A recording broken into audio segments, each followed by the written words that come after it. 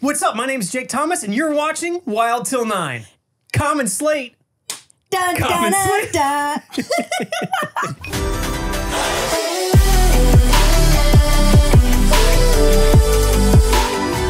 Wild Till 9! Are you ready? Yep, let's go home. It's summertime, and you know what that means. Summer is the season of spending. With Chime, you can also access over 60,000 fee-free ATMs. That's more than the top 3 national banks combined. Easily find one near you with the Chime app. making summer less of a financial meltdown and more of a beach breeze. Sign up for Chime today and make this summer the best one yet for yourself and for your wallet. Get started at chime.com/WT9. That's chime.com/WT9. Book an appointment with a few taps in their app and start feeling better faster with ZocDoc.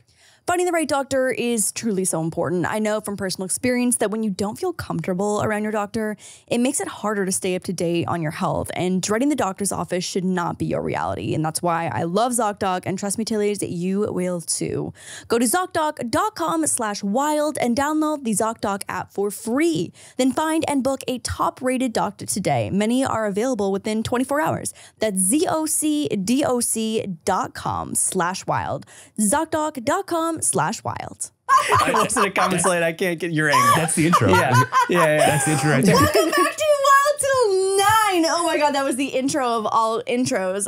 To preface this, before we introduce our guest today, Jeremy has... We're in a throuple. We've introduced a new... I was going to say that Jeremy threw his back out, and so... like I said, we're in a throuple. That too. Evicted me off the couch today, and so here we are, Jake and I sharing. And so I can't wait to read your intro, just like this, I'm not allowed facing to? you. Okay, Yeah, right, exactly. yes. Okay, ready. So Yep. Jake Thomas, who in the past year has become a good friend of ours through mutual love for getting buff Yep. in our gym squad. Ooh. And also being on the same level as mega nerd Jeremy. It's shocking. It's shocking. I'm going to do my best today to sounded like fend off as much nerd talk as possible, but I make no promises. All right. He's also known for his role as Matt McGuire from the iconic show Lizzie McGuire in Disney Channel's Golden Era, amongst other starring roles throughout the years of his acting career, like being in a Steven Spielberg movie, which we've never talked about. Have we not? No! Oh, okay. I got chastised for even bringing it up earlier. Yeah, I was like, save it for the fucking pod. Save it for the pod. Jake has also gone on to direct, produce, and dabble in the literal most random collection of various hobbies like sewing, Morse code, speaking fluent Japanese. Yep. Hi. Welcome to the podcast, Jake Thomas. I feel like you missed a couple things. Okay, go ahead. I believe it was, Here I'm not comes the sure, nerd shit. not sure what year it was. Oh. But when did you grace the cover of Tiger Beat as the hottest man in the world? I have that in my notes for later. Yeah. I think that was a 2006. Hottie of the month. Hottie of the month. Hottie of the month. Hottie of the month. 2006. Yeah. I don't know what I was doing in 2006. Wasn't Hottie of the month. I'll say that right now. I feel like they were being very generous with that because I literally was wearing, I think, 4 layers. It was the time. So you had to have the different, and then one of them was like a camouflage jacket kind of thing. On top. Yeah. Your Oh my publicist God. earned their keep. Yeah. I feel like the double collar. Yeah. Remember the double pop collar? Oof. Oh, a moment in time. How old were you in 2006? 16. You didn't say, oh, Hottie of the week at 16. What is this, like trivia? 97. Well, no, I was just trying to figure it out. I was like, I would only been 13. So I'm like, oh yeah, I was for sure tiger beating at that time. I wonder if you had that issue. I probably did. Yeah. I was a By the big way, tiger beat. Don't mind me as I shift around today with my ice pack back here. Do you actually still have it on there? My ice pack? You know what's crazy is that we ordered that little back wrap for you, but then you got much better and I returned it on Amazon and then I was literally looking for it today. I returned it. So, okay, 2 things. One, I threw my back out doing super manly stuff. Don't ask me what it was. It was literally just existing. And this is 31, ladies and gentlemen. I will say I've gained a new appreciation for my breadth of friends because I've told this to people and there's like 2 responses, which is like, oh, that sucks. And the other one, which is first time. Yeah, that just happens. And then it's preceded by, happens. oh, I remember the one time I woke up from a 5-minute nap and didn't get up for 2 weeks. Yeah. That's just like what's coming at me. So not to make it about me, but if I look like I'm melting into this couch, that's why. It's because he is. Matt McGuire's here. And by the way, isn't it the biggest show on Disney ever? It was. It was true. Yeah, that was or is. It was. I mean, okay, so at the time, and I didn't even actually know this. I feel like I had heard that, like, oh yeah, it's like one of the biggest, like, you know, shows you're doing on great, the air. sweetie. But then later I saw, like, there was this whole list of, like, popularity of shows throughout the years, and it just showed like a BuzzFeed list, or it was like, was this? No. It was literally it was a chart that showed, like, every single year the number of viewers of everything that was on TV. Can we? It was like Sopranos, and then Lizzie McGuire was over Sopranos and everything. It was like as it should be. I was like, shit. I had no idea. You're like, so many people have seen my little prepubescent face. True. That's perfect. It's very true. That's perfect. That's probably the way he thought about it too. Also, I think about that era, and it wasn't the same way that it is now with like Netflix and Hulu and Paramount Plus and Amazon Prime and Apple Plus, where it's like there's so many shows being made. Like there were less shows, and honestly, they were better. I'm gonna ask you a question soon, and we'll be like real hosts and actually like involve you in this episode. But like 2 more things. The thing that let us fangirl. The things that I noticed the most about when y'all started hanging out was when you would be in the background of one of my Instagrams or whatever. I forget that. No, it's my favorite. Yeah, I forget that like our friends sometimes do cool stuff, but for whatever reason, 19 dudes, chicks. Is that more than 19? Is that Matt McGuire? And I'm like, who the fuck is that? Jake? In my vlog, yeah. Jake and his girlfriend came wedding dress shopping with me and helped me get some footage and photos and stuff. And in the vlog, I literally was like, I'm just going to address this right now. Yes, this is Matt McGuire, and he is coming wedding dress shopping. And yes, this might be the most random thing that you've seen today. And I have nothing more to say. She said Matt McGuire before my actual name. What is your name again? No, literally. Well, sometimes we'll be at the gym and we'll walk by someone. They'll be on the phone being like, yes, and Matt McGuire's over here lifting weights as well, too. Yep. I mean, gift and a curse?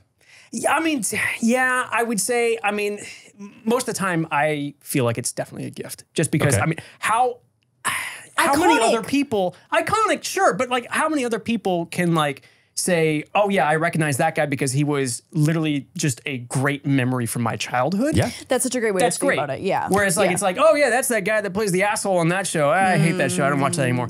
So yeah, I mean, it's a good time to point out you did bring your own mic today. And and if we could just get a, if we could just get a quick look at that. Yeah. Because we have the same mics I saw. So I was like, oh, I'll What's bring funny mine. is I don't think I realized that was you until right now. Really? Yeah. What do you mean? No, why would I bring up? No, I know it was you, but like I don't think I like that meme. Yeah. I didn't put those two together. Because you know, like when the meme later down the road becomes I have my favorite Matt McGuire meme that I have on standby. If we can get a viewing of that right now, please. Lauren's like, hey, can you do this? Can you do this? Can you do this? Sorry. Wait. Oh, this is amazing. Also, Osmosis Jones. What are you looking forward to most about this film? Well, I think I'm looking forward to cracking up. I hope I can, like, totally crack up. So I haven't, like, totally cracked up in a long time. I did.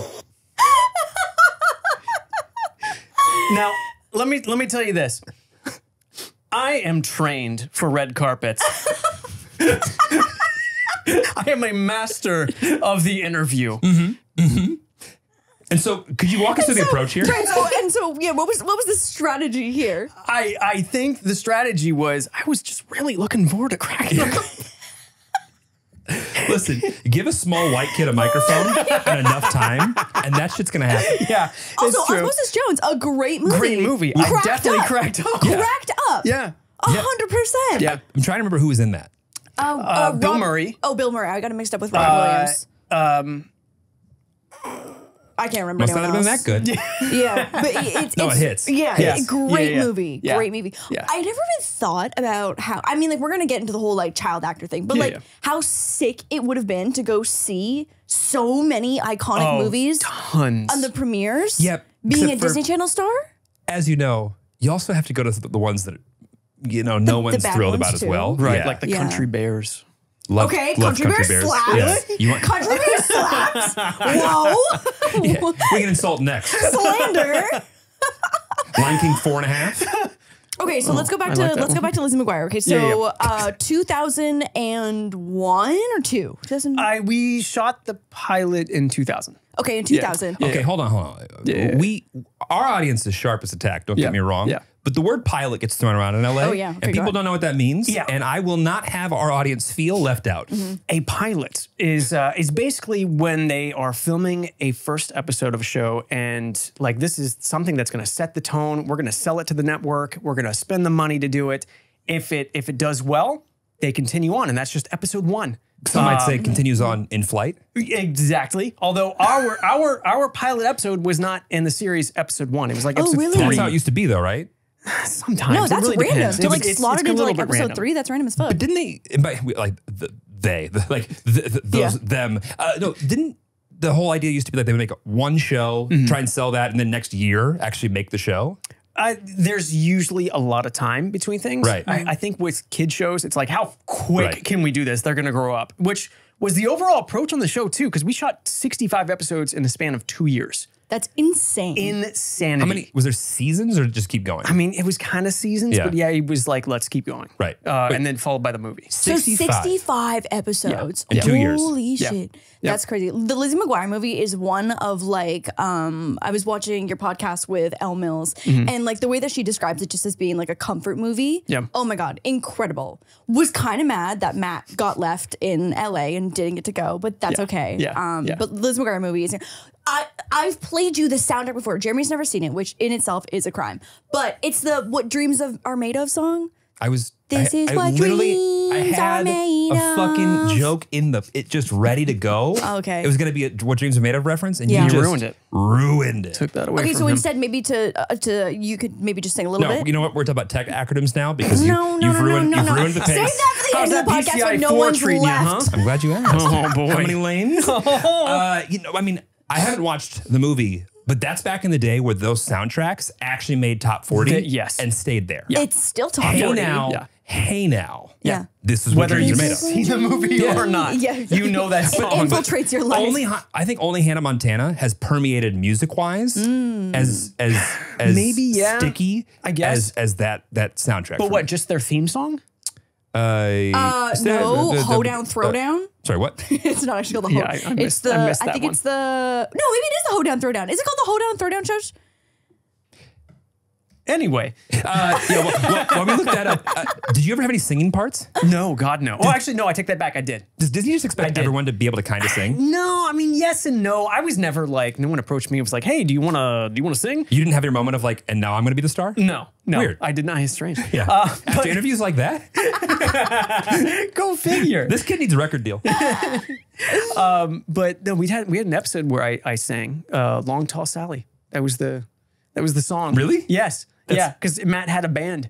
And they taught like me how to play like my guitar God, or like look yes. like I play guitar for like a week. Yes, Yeah. yes. Oh my God. Is that stressful or is it as whatever as everything else? What, like learning how to Like if I had to like act and be in a movie and actually look like I knew how to play an instrument that I did not know, Yeah, yeah. that would be the most stressful thing for me. it's not too bad. It wasn't too bad. I mean, because they prepped us. Right. You know. I don't think I've ever gone into a role that I've like I can't fucking do this. Yeah. Like it's all just like Figured okay, out. full confidence, figured out. You said somewhere that you did 7 rounds of auditions for Matt. The role of Matt? Wait, I have questions Why was before it that. so intense? Wait, that's not intense. Is that all that intense? I mean, That feels kind of intense. Here's the thing too. So when you are going to be a series regular on a show, like, and if you haven't been on a show beforehand, there's and like, we have, of course, but for other people. then it's like you have to be like network approved. Right. And like okay. there's so many rounds that you have to go through of like Well, there's being in front of producers. There's Mickey, there's Donald. Exactly. There's- Goofy, that's the hardest Really? step to go through. Oh god, Yeah, I bet. No. But yeah, I mean, it's how it is for like all series regular stuff. Like they want to make sure that everybody is signing off on you. Wow. Maybe That's crazy. Maybe too simple of a question, but I know that was not your first gig, right? Right. No. They was my first series regular. Right. Okay. Yeah. But like at the time, how old when you got started? I mean, like, where do I get started? So I should say, how old were you when you stepped into this role? Into this role Yeah. for Lizzie? Yeah. Like 8 or 9. Or Okay. no, I'm sorry, 9 or 10. And how many years had you been doing it before? Acting? Yeah. So I was like 9 or 10 years. Yeah. Oh, really? What? So okay, here's the thing. I mean, So I'm originally from Knoxville, Tennessee. Okay. My parents, they did a lot of local commercials. My dad was in radio. My mom was on TV. She was at, got it. She was on like the local TV shows. Yeah. She was on the news and everything. I was on TV the day I was born. There was a naming contest for me. There was a countdown to when my mom was going to give birth. She reported live after she was the giving local birth to me. anchor that people were like, got it. Okay. Yes. Got it. And then I was just on her show the whole time. So does that mean that like the general population named you? Actually, what's really funny is everybody submitted all these names, and then they were like, now we're going with this name. Nothing is new. Yeah. Nothing's new. Nothing's changed. Yeah. Hollywood magic in Knoxville, Tennessee. Got it. Okay, so this makes more sense. Was there a point where you were like, "Oh, I'm going to be a star"? No, it was just something I just did. Right. You came out the womb and you were like, "I am a star." I was used to it. I was used to just like being in front of camera and stuff like that. Like all through growing up, like age 1 to 6, because we didn't come out to Los Angeles until I was 6. Okay. But from and 1 did to 6. it come out for you or? No, which is the crazy thing. I got mixed up in this by total accident. Okay. I had been in a couple like small like local commercials and stuff like that, and maybe like 1 or 2 that was like filming in Atlanta. Right. But when my parents came out to LA, it was for their careers. My mom was acting. My mom had been going back and forth for a while. She had gotten a couple small roles and stuff out here. And so they were like, okay, we're going to quit our jobs, take a super fucking huge chance, sell stuff, and then we're going to run a house for 6 months. If it works out, it works out. If not, we're going to go back. And little did they know. Little did they know that when I went with my mom to a meeting with her agent, at 6 years old, I wanted to be a stand-up comedian. So I just had a roster of jokes. Well, I've seen your improv. Yeah, exactly. Yeah, really good. Really cracked me up, to be honest. But the agent was like, we got a youth department, like he'd be good. And my mom was like, well, he's done local stuff before. Yeah, might as well. Yeah. And I proceeded to just book national commercial after national commercial, and they were like, "Well, shit, I guess we can kind of stay out here." Yeah. So they bought a house. He's paying the bills. Yeah, that's great. How does that work? So when a kid books, because I know this is it's always like so crazy, but like so when a kid books something, how does that work in terms of payment getting split between like the guardian / parent or whatever and the actual like talent, even if they're 6 years old? So there is a thing that is set up to help protect child actors called a Coogan account. Is this new or was this? This has been around probably since, I don't want to say like early 90s. Probably somebody named Coogan made a bunch of money and they didn't see any of it? It was, exactly. Yeah. And so basically it's like, I think 15% gets stored away until you're 18. Okay. Oh, wow, 18. Yeah. And because I remember like having to sign all the papers, go to the bank and everything to get that money. Yeah. But yeah, that 15% is protected. I want to make sure. I don't know if it is actually 15%. I don't remember. It's been a while. This is the fact-based podcast. Yeah. It's now 15%. Exactly. Yeah. If you go to Wikipedia, there's going to cite this podcast as why that's the case. Yes, it's great. Can I get a fact check on Hoedown Throwdown? Was it Hoedown Throwdown? Lauren, this is the wrong thing to fact check. Of all callbacks. I need to know. I need to know. I can't go on until I know. You were like a human ADD though. Hoedown Throwdown is from Hannah Montana. Yeah, okay. So it was Hoedown Throwdown. Okay, great. I feel good about that. I just wanted to make sure that I was putting that out into the world. You feel good about that? You feel good now? Because I assure you, you are the only person who's now feeling better than they were. Still thinking about it. I actually don't think that that's true, and I think that there are a lot of girls on board who loved Hoedown Throwdown and were like, yeah, and they've this been bitch ignoring is everything else that we've been saying. Yeah, like, are they going to get back to it or not? They feel good about this, and now we can finally move on. Okay, continue. Go ahead. Coogan, 15%, protects the children. Yeah. Okay. So anyway, that money's set aside. Got it. But my parents also, I mean, they saved a ton of my money for me. So not everybody's like that. Right. Totally. But, and I get it too, because like the thing is, if you're a stage mom or dad, it's like, that is commitment because you are there all day and you're not doing anything else except for just there for the well-being of your child. Right. And then auditioning too. Auditioning is a huge part of it. And because I remember like through elementary school, my normal like routine was I'd be done with school. My parents would pick me up and then it's like, oh, hey, here's your wardrobe for today. We're going to 3 different auditions in Santa Monica. Wow. And that was the day. And then you were hyped. Yeah, I was totally hyped. Yeah. Because I literally, any opportunity that I got for just like new people to talk to and show stuff to, I was down. And I think that was part of my charm. Like, give him a sucker like 10 minutes before and he's on. Who wants to talk to me? Yeah, I have things to say. Exactly. Yeah. So yeah, I mean that was my life for a while, and then I booked Lizzie, and then I just stopped commercial auditioning because it was like we don't have enough time. And there are also rules in place. So when you started shooting Lizzie, like what does the schedule look like for a 9-year-old? Yeah, so the hours change drastically depending on how old you are. So and that's a hard thing to do because I direct a lot of stuff now, like commercial stuff with kids. I've become like the go-to person to working with kids, and they turn into a pumpkin. So as they say, where it's like we have 3 hours with these kids. And then once those 3 hours are hit, they're done. Yeah. We're out of here. Yeah. So it changes as you get older. And then there's also, once you turn to a teenager, there's like this thing where casting directors will ask, okay, are you emancipated? Yeah. Do you have your GED? So if you're emancipated, which just means you aren't have given legally, up your parents, in a way. Are you then able to make the decision for yourself as to whether you stay? It's less about that, and it's more about you can work adult hours. Right, but doesn't it come down to like you're able to make that decision? Oh, yeah, because your parents. Yes. Yeah. Did you get emancipated? No, I got my GED. I got my GED at like so it's 15 or 16. Yeah, pretty much. Oh, interesting. Oh, I didn't know that. I don't know if they still do that. I passed 7th grade algebra. Yeah. I got 2 more hours. Right. I got 2 more hours. Yeah. When we shot Craftopia season 1, it was the same thing. Like, so season 2 was adult contestants and season 1 was kids. It was all kids, and so we had to split filming the episodes up into 2 separate days because it's like the hard out is the hard out for kids. Like you can work adults like a freaking, it's crazy the hours that adults can be made to work. But kids, that's the one thing that they were super strict on, which is great, obviously, for the protection of the kid. Yeah. And so did you stay in, okay, hang on. So like how, there had to have been a period where you're like, okay, I'm a season regular on Lizzie McGuire. Yeah. And now I don't have time to go to regular school, right? Yeah, so that was about 5th grade. Okay. And it was really difficult at the time because I'd done a lot of movies and like guest stars and stuff before where it was like, oh, it's just a few months out of the year or something. And, my teachers would fax all of the fax machines. Not really. Yes. And they would send all the schoolwork and everything. Someone asked me not that long ago if we had a fax machine. Oh, God.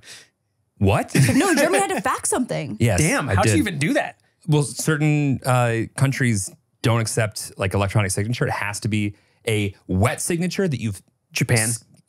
That and the Middle East. Yeah. Okay, there you go. Yeah. And so we do actually have a fax machine in our house if you ever feel like going back to 2000. I want to fax you guys stuff like 3 a.m. Yeah. That's the thing you offer up to people and they take you up on it and you're like, never again. Yeah, exactly. Okay, got it. So you were a big fax guy. So around 5th grade, it was like, okay, we can't do this anymore. This is like, I'm not at school at all. Right. So that's when I started doing independent study. So, but you were in a normal quote unquote school up until that point. Up until 5th grade. Got it. I listened to 7 minutes of a podcast to prepare for this. So I'm an expert on you. But you played it on like 5 times speed. So it's the entire podcast. I'll tell you about your life. Okay. Someone asked a question that like hit for me, and I believe it was Elle. And she made a comment about like when you first get recognized. Yeah. And you made some like comment about like someone came up to you at recess and was like, "Are you this?" Yeah, that was in 5th grade. Looking back on it now as one of like the outliers that isn't in a ditch somewhere doing drugs after being on TV 20 years ago, do you think that that's something that the average person can experience at that age and not let it get to them? That's hard to answer. I mean, because to a certain point, it's when it becomes something that is common at that age, it's like, okay, this is ingrained in me of like, this is normal. Yeah. When I feel like when you get older and you start looking less like that original version, you start having appreciation more. Because I feel like I have appreciation now of when people do recognize me from the show, because it's like, how the hell did you recognize? I look nothing like that. Well, I'm this close to the disease where you just can't recognize faces. So like, I'm always like, who is it? What? Like, what? But to your point, the amount of people who don't respond to my Instagrams that hit me back and were like, what the fuck are you doing, Matt McGuire? And I'm like, it's impressive to a certain degree. Yeah. But, really is. But yeah, no, I feel like it was something that I just became accustomed to. Yeah. It was normal for me to be recognized. But hearing how normal it was because your family was always on TV almost makes it less of like a thing. I guess maybe. Yeah. Because nobody else's mom was on TV in Tennessee. And nobody else's parents were like, let's move across the, like, I feel like you were almost used to that versus like, I have now made it because I have now done the thing that makes people recognize me because I am different. And when I walk into rooms and I'm the only one that's recognized and I have to explain to my friends that like, hold on, I have to go talk to my fans real quick. Like that's just like a mind fuck. To a certain degree, sure. I mean, I just think like, I won't be apologizing for Kanye whatsoever, but like, I'm sure after the dude walked into every room for the last however many years and people treated him differently, it created a little bit of what we're seeing right now. I mean, you see so many child stars, you know, turn out not okay. And you, for the most part, are mostly okay. Sometimes. For the most part. When he's medicated, had to sleep. Exactly. When I've had my Ollie. When the digestive system is good, and then I'm fine. But I also, that's interesting to say though, because I am a big... what's your theory? I don't even have a theory. I feel like you see the loudest people, which is, those are the people that are like, look what happened to this person, but you don't see the oodles of other people who have successful careers and just moved on and have successful adult lives. I just want to pause and say that I would like to bring the word back, oodles. I haven't heard the word oodles in a really long time, and I will be reintroducing that back into my vocabulary as of right oodles now. In the most throughout this pod wins a cookie. Yeah.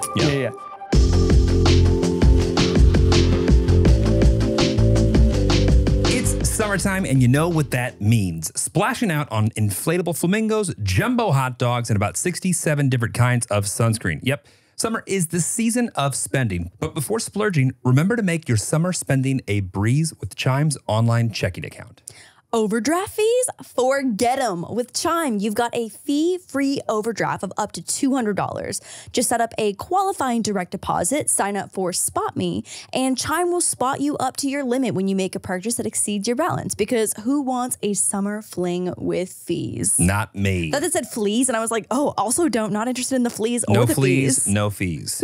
One of my favorite features of Chime is that you can get paid up to 2 days early. That would have been a lifesaver for me when I was a bit younger, but because we all know sometimes summer fun can make us forget about a bill or 2 or 5, but who's counting? With Chime, you can also access over 60,000 fee-free ATMs. That's more than the top 3 national banks combined. Easily find one near you with the Chime app. So more time and more money for beach trips, summer Friday splurges, and yes, even that novelty pool float that you 100% need. One novelty pool float, not 17. Jeremy and I fight over pool floats every single summer. We don't fight over, we fight over the fact that I have to go find my way to the trash can with them every summer because you don't take care of them. Chime's online checking account, making summer less of a financial meltdown and more of a beach breeze. Sign up for Chime today and make this summer the best one yet for yourself and for your wallet. Get started at chime.com/WT9. That's chime.com/WT9. Chime is a financial technology company, not a bank, providing services and debit card provided by the Bancorp Bank N.A. or Stride Bank N.A., members FDIC. Eligibility requirements and overdraft limits apply. Access to direct deposits up to 2 days early depends on the timing of the submission of the payment file from the payer. Out-of-network ATM withdrawal fees may apply. Ever had a doctor's appointment that feels like speed dating? You're there pouring your heart out and your doctor looks like they're about to swipe left. I have, in fact, not that I'm a hypochondriac or anything and I've never gone to the doctor unwarranted, but I may have experienced this a time or two. And instead of diagnosing you, they're more interested in deciphering the tiny clock on their wrist. Then let me tell you about ZocDoc, where you can find a doctor who doesn't view you as just another task on the to-do list and won't make you feel like you're interrupting their crossword puzzle time. ZocDoc is the only free app that lets you find and book doctors who are patient-reviewed, take your insurance, are available when you need them, and treat almost every condition under the sun. Finding great care shouldn't take up all your energy when you're not feeling your best and just trying to hold it together. Using the ZocDoc free app that millions of users rely on, you can find the right doctor that meets your needs and fits your schedule. Book an appointment with a few taps in their app and start feeling better faster with ZocDoc. Finding the right doctor is truly so important. I know from personal experience that when you don't feel comfortable around your doctor, it makes it harder to stay up to date on your health, and dreading the doctor's office should not be your reality. And that's why I love ZocDoc, and trust me, Tillies, you will too. Go to ZocDoc.com/wild and download the ZocDoc app for free. Then find and book a top-rated doctor today. Many are available within 24 hours. That's ZocDoc.com/wild. ZocDoc.com/wild.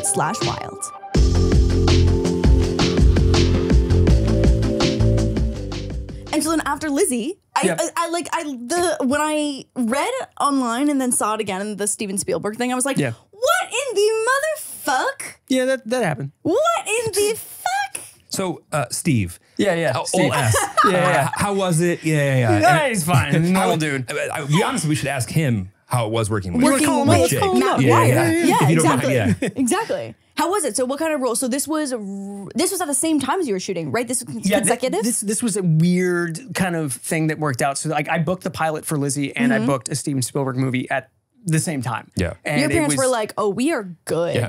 No, 6 months? No, they were shitting their pants because they're like, we have to choose between one and the other. Yeah. Which is crazy. Yeah. And then fortunately everything worked out and they were able to do it. I didn't even think about that. Like when you're older and you have two ops, like your agent's going to sell you on one. Yeah. But when you're young, it kind of does come back to the parents. Right. Exactly. And they have to make those decisions. Yes. And if they choose wrong, then you're going to sit there and go, you ruined me, it's my name, it's all your fault. And if you just, for sure. I can hear myself complaining at my mom right now about a decision she didn't even make. Right. Yeah. You said no to who? But yeah, no, I'm really happy that worked out. But that was a cool experience. So the movie was AI, artificial intelligence, not one of the best received Spielberg movies. Before its time. Yeah. It was a good movie. Now it's like we're talking about all AI. That's all we can full talk circle. About. But no, great experience. 3-4 months of filming. Wow. Super cool. In LA? Yeah, in LA. That was part of the reason I'm sure why it worked out. Yeah. We shot at Warner Brothers, Stage 16, the really, really big one. They built like a house and then like 2 other sets in there. It was crazy. So with like the child working laws, could you work a certain amount of a certain amount of hours on both movies? Like, or do those hours conflict, or how does that work? It's the same. It's per day. It's it's per day. Yeah, okay. It's all SAG, right? Yeah, all SAG. Okay, interesting. Oh my God, well, SAG member since '96. Wow, that's back when it was just SAG. Yeah, exactly. AFTRA wasn't even. I was at SAG and I was an AFTRA member. So yeah, and I'm glad you were SAG AFTRA before it was SAG AFTRA. Exactly. Wow, double health insurance. Yeah. What a flex! I had a really, really good question that I've now forgotten. Question. Oh, sorry. No, it was really good, and you were making good points. Yeah. It would have been oodles of fun. Anyway. Wow. Snuck that one. I'm gonna out-oodle you. I just know that I'm going to. That doesn't count. No, it doesn't. Okay, fine. But that's all we got. Thanks, guys. Bye. Great. I know you have your questions prepared. Go ahead. I feel like we didn't also preface how we met, which is through Mia and Jerry. Yes. And so Matt and I. Wow. Wow. Wow. All right, so that's going to be it for today. I mean, so what, Lizzie's brother and I? So Lizzie's brother and I go to the gym, and we've also now, you know what, it's as I was about to tee myself up for a joke, and then I got ahead of myself. Anyway, so we call him Lat McGuire because his lats speak for themselves. I have very strangely large lats for the rest of the proportion of my body. Okay. Yeah. Do you think that's maybe why you got cast so much? They were like, this kid. Yeah, he's got the lats. He's got the lats. He's got the lats. I'm trying to flex him. You can't see him through the shirt, but you know. It's, do you want to give the camera a flex? Hold on, stop. I feel like you want to sleep or be. What you're going to do is go over to his Instagram, hit that follow. That's where you're going to see There you go. That's where you're going to see the lats. You're going to see oodles of lats. No, you don't post thirst traps like that. I don't do thirst traps. Although I've been thinking about it. You could. I've been thinking about it. I've been wanting to do like a workout reveal kind of thing because it's been over a year. It's been over a year now. I mean, you've got some like amazing transformation photos. You really should. I'm just not quite there yet. Okay, guys, onlyfans.com/Matt McGuire. You're going to be able to get McGuire. I love that. But like Mia and Jerry, Jerry's always been. I mean, Jerry's literally been. Yeah, exactly. It's crazy. But Mia's like transformation is insane. Insane. True. Yeah. Insane. Yeah. Insane. I'm teaching Lat McGuire how to build a booty, and we are on trying to get that journey shelf. of the thicky dumpy of 2023. Yep. It's working for you. I know. The amount of times I've talked about your ass with other humans the last like 3 weeks is just out of this world. Yeah, out of this world. It's all about the kickbacks. So it's all about the kickbacks. We're building that thicky dumpy. Yep. I won't be kicking anything for the foreseeable future. Yeah, no, that's okay. Yeah. That's okay. I've been every morning, I wake up and I hate my existence. And so I'm thrilled that you guys are getting in shape. I'll be over here increasing my blood pressure. Although she doesn't join early at all. You don't join. Okay, so here's the thing: is that the gym squad goes to the gym because Jerry goes to work really early. God, it's so early. I know, so but early. it's better than going because he was like, oh yeah, you want to go at like 6 p.m. No, like, absolutely not. no. I can't do gym on the second half of the day. Like there's no world where that's happening I think for me. people that work out after work have something wrong with them. Or they have something in their genetic build that I just don't have that I'm missing. It smells different. Like at the end of a workday going, I think I'm going to go Lift push some heavy the maximum shit. amount of weight I can off of my chest 35 times. No. Nope. Yeah, no, it's not for me. So anyway, so Jerry goes to work early, so then the gym squad has just adjusted their gym schedule during the week. Yeah. But because sometimes we record our podcast late, although we are Wild Till 9, sometimes we don't start recording until 10:30, and so I can't manage a 6 a.m. or even a 7 a.m. workout while still maintaining enough life to hold a functional conversation by 10 p.m.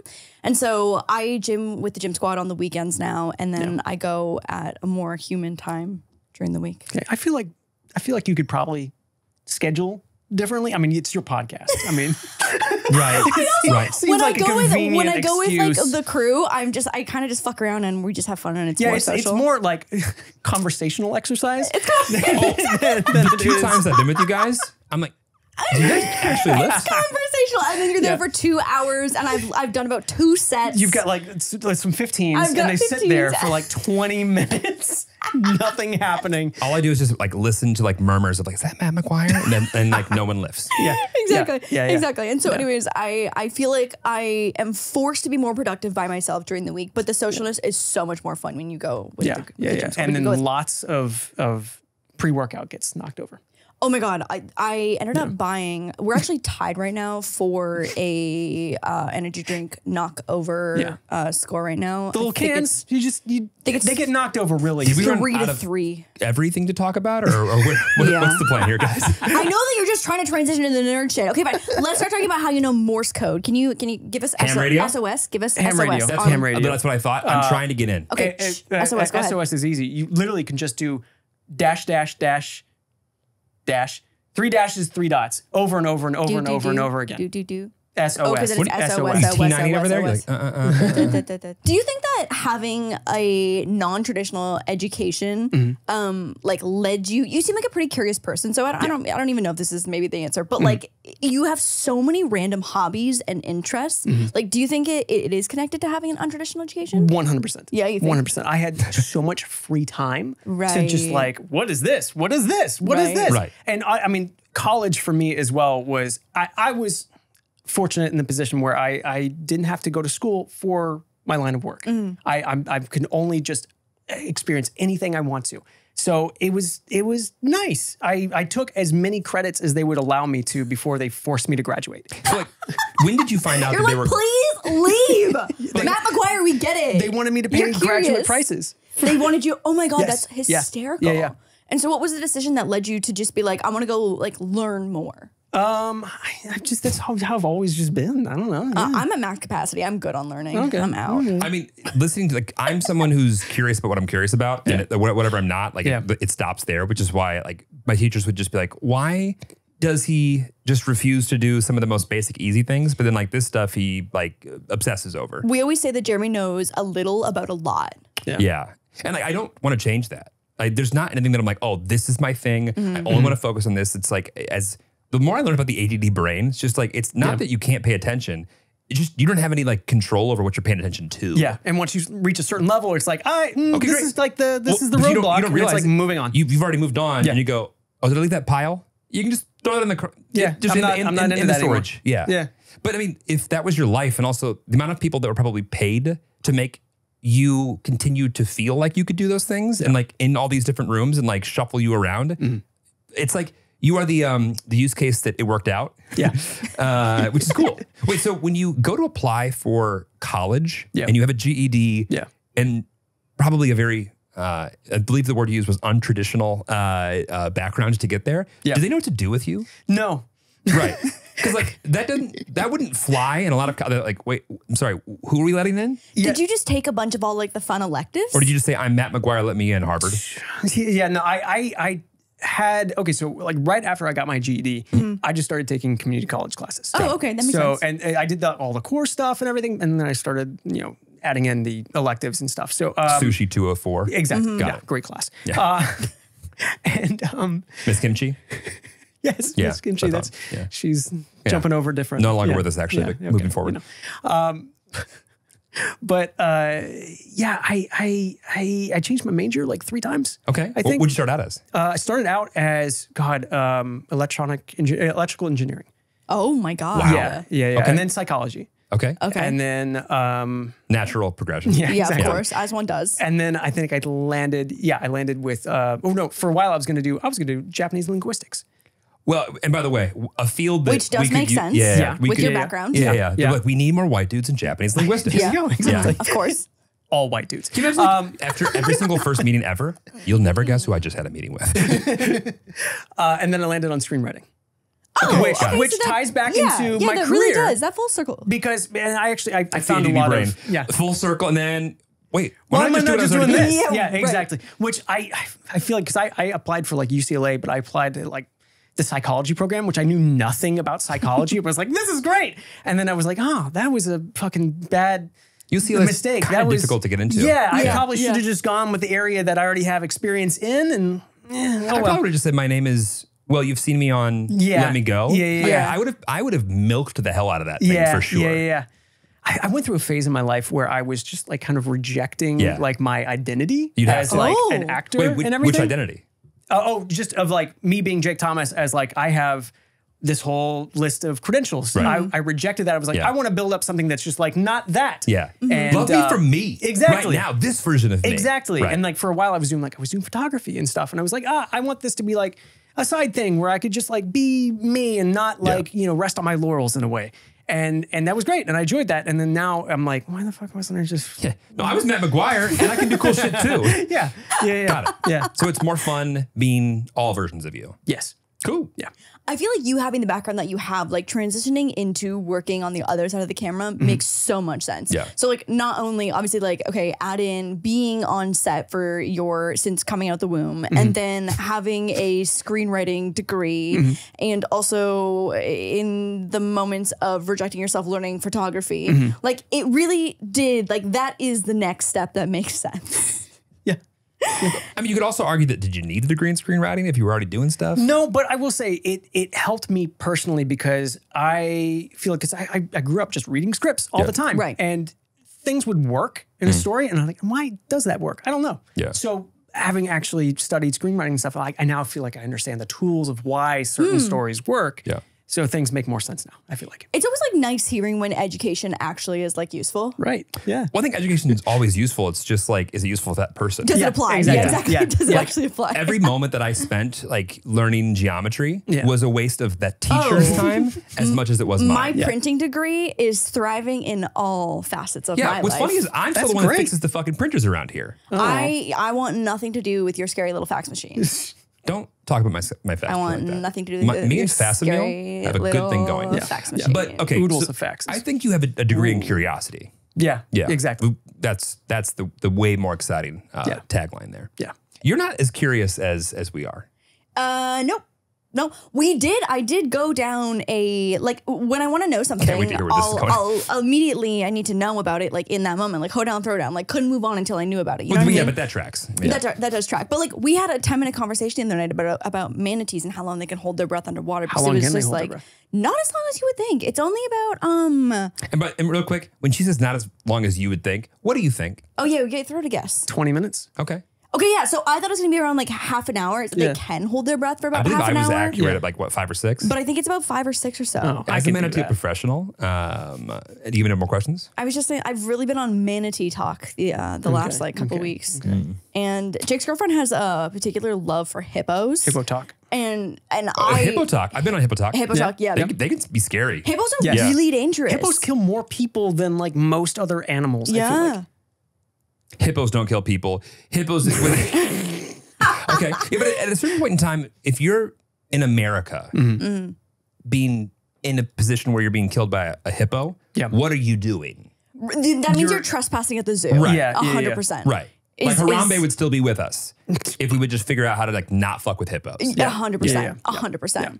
So what are some of like the fun perks? Like I feel like you got to do so many fun things as a kid who's thriving, successful, season regular on Lizzie McGuire. You're cracking up at Osmosis Jones. Like what are some of the super fun memories that you have? Oh God. I mean, there's so many things that like I feel like I've gotten to do that led me to a very strange life growing up. The Wild Til podcast. Exactly. We're looking at it. Yeah. I mean, God, it's just getting to do going to the Kids' Choice Awards. I realized the other day because I'm doing a thing with Nickelodeon that I'm directing next week, and we were talking about slime and like Kids' Choice Awards and stuff. And I was like, shit, I won a Kids' Choice Award. Where is my Kids' Choice Award? Right. Where's your Kids' Choice Award? I don't actually know where it is. It's the blimp. The blimp. Yeah, I don't know where it is. Who's got Jake's blimp? They never mailed it to me. They never mailed you. They never mailed it to me. But stuff like that. I got to go because I looked up. I was like, when was that? It was like 2002, and I looked at like the whole list of like, oh yeah, Justin Timberlake, and like meeting all these like fucking people. I was like, how? This is not normal. Right. No. This is not normal. I've gotten to do a lot of really kind of abnormal, weird things growing up that I even like working with Steven Spielberg. Right. At 9, I didn't appreciate that. No. Now I have so much more appreciation for it. So I feel like as I get older, I am definitely appreciating more so just the privileges I've had of like this whole experience of growing up this way. Right. But flip that. What are the things that were taken from you that you realized at the time that bummed you out, or looking back you didn't get to have? I mean, so there's obviously things that like, you know, everybody like a normal childhood kind of had like, that's where I was going. Yeah. I didn't go to prom. I didn't have a prom. I was gonna actually, if we could have the guest to answer that one, It's a question. Go to prom? I was like, he's ramping up towards. But she's stuck right in there. But yeah, I was out of high school before prom was even happening. Oh, because you had your GED at about 15, right? Yeah, exactly. Yeah. So would it get kind of creepy if the graduate comes in a couple years later and he's going to prom? But yeah, I didn't have that experience. I was going back and forth when I was in high school between LA and Tennessee. So you were going like back to Tennessee? For a portion there for high school, we were doing 6 months out here, 6 months in Tennessee. That was rough. But that'd have been like so cool to be like, sorry guys, I have to go back to Hollywood I'm now. bi-coastal. Yeah. Which, by the way, on AIM, I won't be around. That was a super weird experience because I was in the paper. They were talking about me in the paper. I was like, oh yeah, actor Jake Thomas is going to be attending Farragut High School, and everyone knowing that I was going to go there, and that's the kind of thing where it's like anybody there. Right. Like but everyone knowing you. But like, who could prepare you for that? No one. Yeah, I think the only person that can prepare you for that, and not even that, is like you today talking to that version of yourself. Because like no one else can be like, okay, so tomorrow at school, there's already been. Because like Knoxville's like a city that's big enough to have stuff that's going on, but not big enough to the point where it's like. How big is Knoxville? 400,000 people. Oh, Knox County. Okay, that's pretty big. It's like it's a big city. A bigger city than most cities. The third largest in Tennessee. Wow. Just pick that little fucking nugget up there you go. But like, that's enough people to the point where it's a lot of people that know you. It's not like there's 20 people. Yeah. Right. Like that would give you this false sense of like, I'm just thinking about how awful my ego would have been if I had 1/8 of that opportunity. Oh my God. Jeremy now with this me. huge ego, imagine if he had been famous as a child, we would be game over. How big is the ego, babe? Over. Just this fucking guy? No, just like, I don't think I could like, maybe I'm just giving you props. I don't know how I would have navigated that without having a crash at some point. When you go into a high school situation like that, where it's been announced in the school paper and you show up. It wasn't the school paper. Sorry, going to the school paper. It was the city paper. Yes. Sorry. The literal publication of the city. Like, does that put you in a place where you feel confident or more alienated going to school? Totally alienated. Yeah. I like recoiled into, I remember walking down the halls like the first couple of days and like someone in front of me being like, hey, did you hear that like that kid from Lizzie McGuire is going to be here somewhere? That kid sucks. I was like, fucking. There was, I mean, it was such a weird experience because like half the people wanted to be my friend for no reason. Right. Yeah. And then another half of the people wanted to beat the shit out of me for no reason. And did it get you girls? No. No, really? not at all. No. Because I saw somewhere that you got voted biggest flirt. I did in middle school for 8th grade. And I was like, that's not accurate at all. Right. I think it was probably just because I was like used to just talking to people in a professional way. Yeah. And like that was perceived as flirting to eighth graders. I think sometimes being nice, people get it confused. Like being nice and talkative can be confused as flirting. Yeah. Yes. Yeah. Definitely. So you were not doing oodles of flirting. No.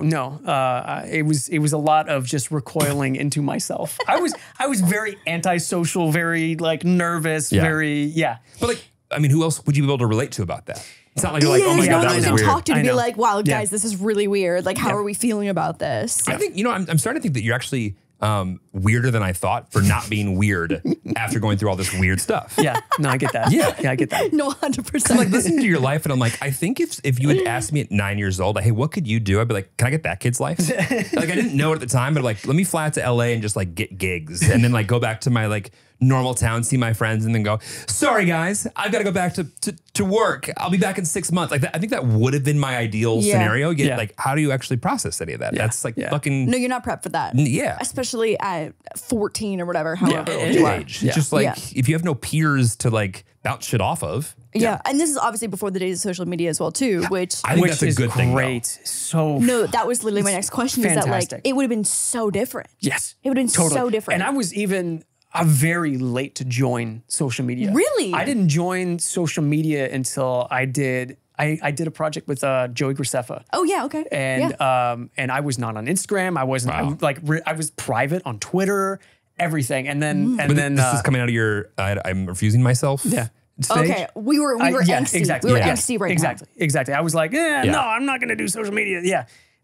And then it started becoming a thing actually with roles where I was up for leads and they were like, oh, can you send us all the publications and stuff that you've been into? The person that you're up against has like 300,000 followers on Twitter. And I'm like, I don't do social media. Right. Yeah. So I was like, which works for Brad Pitt. Yeah. Even with models now, like they require you a lot of the times when they do casting to put your social media down because they want that built-in audience. They want the built-in audience of the influencer. They want to pay for it, but they want it to come. Exactly. I mean, you even see artists who are massive, like top charting artists, and their labels are forcing them to do social media because they want that like authentic social media following. Yeah. That is so wild. Yeah. And so I feel like how we kind of crossed paths eventually is that you started working with Awesomeness TV a little bit? Yeah. So this was in my photography stage. Yeah. I'd gotten to a point, so I started doing commercial photography. Yeah. And I started doing stuff with Awesomeness TV, which I was like doing a lot of branded content for them. I was shooting all the stuff that they had there for branded content for stills. And then... what year was this? God, let's see, 2017. Okay. 2016. Before the acquisition and like they were still doing like yes, and then I rode that whole path and everything as well, and that's actually how I started working with Nickelodeon is because it's Paramount. Oh, interesting. Yeah. Okay, got it. Yep. And that's how you cross paths. Okay, got it. Yeah. I feel like that's how you kind of like started crossing paths with like digital influencers, et cetera. Yep. Okay, got it. Yeah. Wow, that is so wild. Do you like... I just feel like you're such a good actor, so maybe this is like hard, but like which side do you like better? What do you find more joy in? What, like being in front of the camera or behind the camera? Yeah. So acting is, I get difficult for a lot of people. There's some people just struggle with like trying to appear natural on camera 100%. and deliver lines and everything like that. I get that that's a challenge. I've done it since I was a kid, so it comes very naturally to me, I feel like. So acting feels easy to a certain degree. Directing is like I'm pulling together all the different aspects of myself, and it feels like more of a challenge. Yeah. Okay. And I feel like I get a high out of like doing that challenge. Right. But I fucking love acting. Acting's great. Acting's fun. Acting is a better day on set than directing. Because directing, I never stop talking. It's like I'm going to this person, I'm going to this person. Well, also like you're kind of responsible for being in the position of power, but also empowering others, I assume. Yeah. Like, I would have no idea what all goes into directing, but how could you until you do it? It's the reality of directing, at least on the commercial side, is a lot of listening to what client wants, and then relaying that to everybody else, executing whatever that you reminds me of sales. Yeah. So this is what they're asking for. Okay. Got it. So recently, Jake was gone from the gym crew because he was filming something upcoming, and we actually have a friend who works as an intimacy coordinator. But you had a sex scene. I did. I had my first sex scene. A splashy sex scene, which was a interesting experience. Do tell. If you don't know, in sex scenes they don't actually have sex. No. Yeah. The magic. Okay. Shattered. I know. Absolutely shattered. It's like we're going along with the bit. Yeah, totally. Keep going. But there's a lot of, as you know, from your friend, like there's a lot of things that go into just making it a comfortable experience for everybody and making sure that parts don't actually come into contact with each other. At all. At all. You're not smushing at all. You're not smushing. Wow. I literally was talking to Jen about this the other day. Yeah. There are layers to this thing. Wow, okay, Physical and Yes. literal. Okay, Yes. okay, And okay. Metaphorical? Sure. Figurative. Figurative layers? So sex. Yes. So they one of the things you have to kind of do is have a physical barrier between the parts. That makes sense. Usually it's a cod piece. It's something made for the occasion. Is it all custom based off like the scene, I assume? Yeah, sometimes. Usually for this one, it was slightly lower budget, so I think we just had a towel. It was a pillow. It was a squishmallow. No, it's not out yet. Got it. I was going to say, let's just go ahead and grab the still here. I know. Oh my God. And I'm so glad that I had already been like working out for I'm just so mad that we hadn't started our thicky dumpy journey yet, though. I know. Oh God, that's so yeah. It'll be a good progress photo though. We can compare the two. Yeah. So what goes into it? So it's usually usually always a closed set. So you like the very limited amount of people on the set. Yep. And then just kind of making sure that everybody is comfortable with who's there.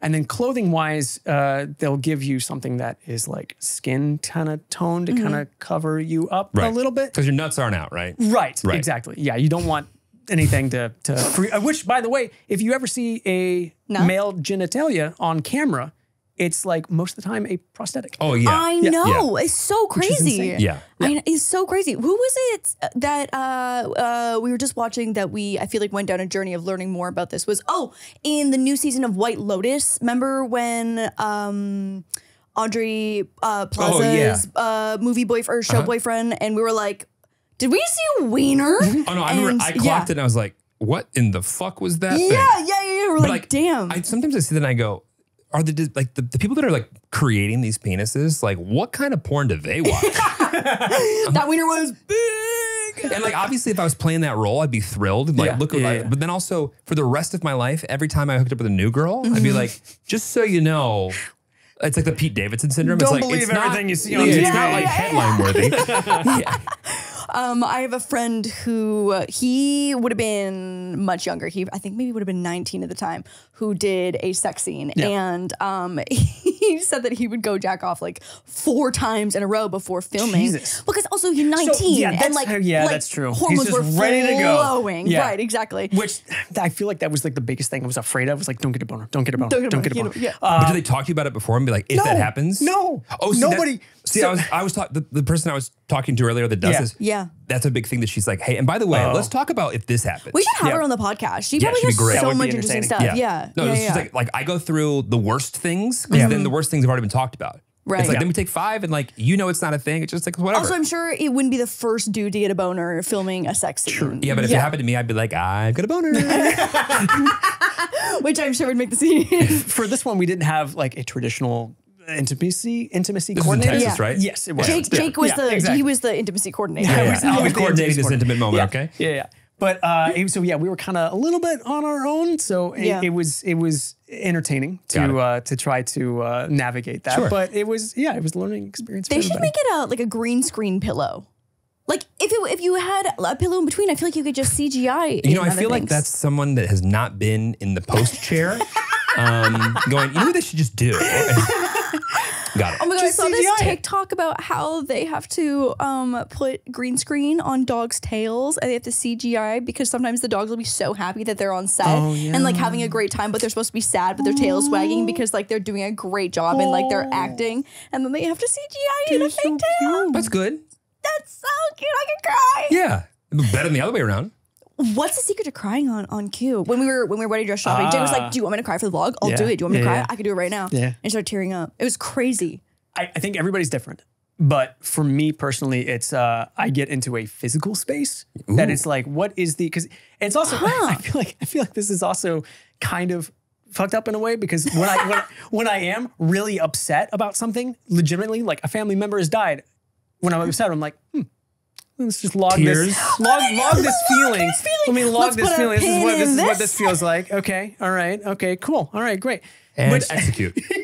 Yeah, so I feel like that's a little disturbing, maybe. Command save. Yeah, There's that trauma you're talking about. But for me personally, it's a I get myself into a physical space where I'm remembering what it physically feels like to be upset, and usually if I follow suit with that, I can make the emotions come with that. Wow. Yeah. Fake it till you make it. Does it work the same in that you could, you think because it's a little bit interchangeable between like if you're logging the real feeling, when it's happening in real time, like do you think that you have better control over your real emotions because you've I thought she was going to ask control over something completely different. I was like, wow, babe, you are pulling out the cards for this one. What did you think I was asking? Baseball. Of not nutting. You're not nutting. Well, I actually have a question afterwards. There's a segue after that one? Yeah, there's a segue after. Did you know that segue is spelled S-E-G-U-E? Yeah. Learn that on one of the first episodes of the podcast. So anyway, segue is now Segu because that's how it looks. Okay. Anyways, so to Segu from that, do you think you have a better control of just like your regular human emotions because you've learned how to master them for acting? No, which is actually kind of funny because I feel like I wear my emotions on my sleeve all the time. It's probably good. That might be a little psychopathic if maybe you had too much control. It might be. Yeah. I feel like that's a really weird occurrence for me because you would think I would. But like if I'm pissed off about something, like my entire day is ruined. If I read a bad comment on something that's just mildly hurtful, I'm like, my fucking day is ruined. Do you let social media stuff get to you like that? Oh yeah, 100%. Really? Yeah. That surprises me actually. That's a curveball for me. Yeah, me too. Yeah. Okay. Yeah. And when did that, like, do you think, is that part of why you didn't do social media, or is that not even involved in that? I don't think that was even a factor in it. I sometimes I have to limit the comments and stuff like that, and then I'm good. Yeah. Listen, I love a good comment filter. If you don't want to hear, like, I just think that if someone's leaving a comment on your platform and you get to have a little bit of control of what the conversation is like. Yeah. And I just don't want to be called names. Yeah. It's mean. Yeah. It's mean. It's mean. I don't like it. So what we were talking about the other night on a different podcast is we were talking about it was a group of guys, and so I was asking them what their go-to. Feel free to, you don't have to share on this, but Jeremy can share. Is that we were talking about the go-to thought when you're trying to not nut. And so our friend's answer is that his was that he makes basketball team rosters, he makes fantasy leagues, and then he actually bases like the skill set of all the teams that he's made and then makes them play each other and then decides like who would move forward in the rounds. And that's how bracketology. Yeah, and that's how he prolongs himself in bed. I gotcha. Yeah. What's yours, babe? What? Oh yeah, babe, go ahead. I'll wait. Go ahead. No, I'll be waiting after that. I don't have Wow. that. No, he goes, I'm going to act like I'm not going to come. And then just doesn't. I physically remember the feeling of not orgasm. One of my other friends was that he's like, I envision my dick getting like put through what are those like corkscrew saws? Oh God. That's what he envisions. A corkscrew saw? I don't even know what that is, but it sounds painful. We have 20 more minutes of this conversation too. Like imagine like a pencil sharpener and you're like twisting. We like couldn't possibly have ran out of things to say to the point where we're doing this. I'm asking the hard hitting questions here on Wild Til Live. I'm gonna vomit. You're not gonna like that. You know what? I feel like it's a bigger issue when you're younger. Okay. Now you're like, and my back. It's the opposite issue. Right now. As you get older. Right. It's usually because you're going, can you finish already? Yeah. I got like 3 more minutes of this and then I'm done. So you better get going. That's all the inspiration I need. Was there any kind of like network of the other Disney Channel kid stars and actors? Like, were you guys all friends like between shows or like how did it work socially? Yeah. If there was, I wasn't a part of it. Oh no. Yeah. Who didn't invite Lizzie McGuire? Yeah, exactly. What the fuck? That's for real. Up. I know. What the fuck? Wait, so I know. Age-wise, though, I'm trying to think of like when everyone would have had a cell phone. Yeah, I had one at 15. Gen Z's like, what do you mean? What do you mean? You wouldn't have. I came out the womb. And by the way, you with get an charged iPhone. per text too, and don't even think about sending videos or pictures. Oh my god, absolutely not. I had 100 texts per month. Ration it out. So yeah, like were you still like communicating through your parents to like go hang out with Osmosis Jones or what? Man, I mean, I feel like I would just see. So I had like normal friends. I had like neighborhood, like just friends hanging out. I wonder if that plays a role in you being like pretty grounded and like normal. Yeah, because I never really hung out with like really? a lot of other actors. This guy executes cry. Let's not. He's like, I will not come. God. But I still have friends that were in the industry, but like they weren't people that I was hanging out with all the time. For the most part, all of my like close friends growing up were just not actors. That probably, I think, helps ground you and make you. I'm sure. Yeah, like give you pieces, even if you couldn't, be there to experience the exact lifestyle of living a normal childhood. That probably helps to be around it. I think that also was part of the idea with my parents wanting me to go back and forth between LA and Tennessee, because they wanted me to actually just be around family and people that weren't in the industry and stuff like that. So it was they wanted me to have a little bit of a slice of normal high school. And they wanted to probably not pay state taxes. So there's that. Exactly. Yeah. Yes. Seriously. Oh my God. Yes. Seriously. Tennessee taxes versus California. This entire time he goes, wait. Yeah, hold on. That does check out. Interesting. Yeah. Wow. Okay, so you weren't going on dates with all the Disney Channel stars. Oh God, no. Wow. I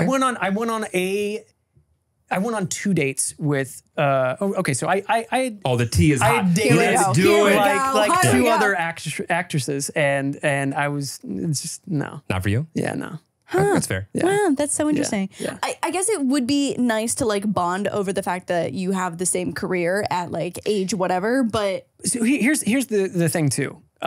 Knowing me, if I was not an actor, do you think I would be an actor? No, definitely not. Yeah. So, no, you'd be a fucking geologist or something. When he came out of the womb, if they had just, as opposed to going to this direction, You're so right. We'd be wherever that is. I see. There's a very distinct difference between, I feel like, people who want to be an actor and are an actor, and people who are just had acting thrust upon them. Yeah.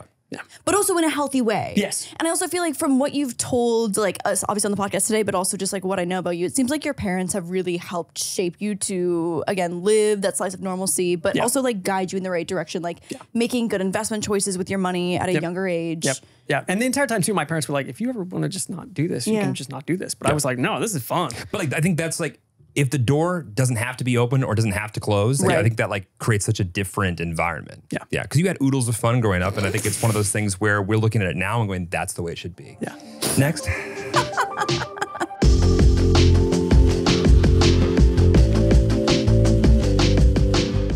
Whether you're searching for the latest sneaker drop, that iconic handbag, a timeless watch, or your next piece of classic jewelry, eBay authenticators are there verifying every detail of your purchase. We're talking each inch, stitch, tick, facet, and clasp that make the piece you're searching for worthy of your collection.